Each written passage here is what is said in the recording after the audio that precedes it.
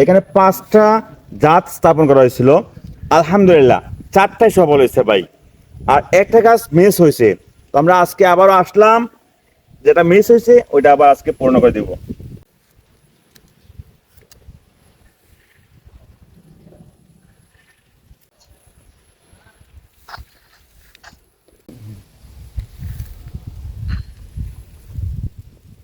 একটা জিনিস লক্ষ্য রাখবেন, এই যে একটা পাশ মিল করে দিবেন।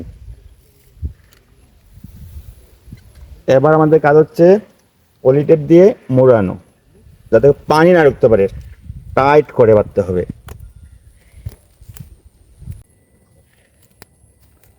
এই আমটা কিন্তু অনেক সুন্দর ভাই, রঙিন একটা, যেরকম পাতা হবে ওই রকম আম হবে, সবটা একই রকম লাল। আমারও ভিতর লাল পাবনি, আমের ভিতরে লাল হবে। তার ডালও লাল, পাতাও লাল, ফলও লাল। কলো লাল, সবই লাল হয়ে গেল।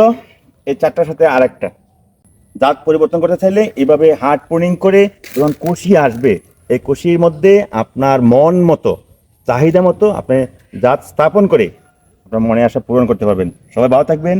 আল্লাহ হাফেজ।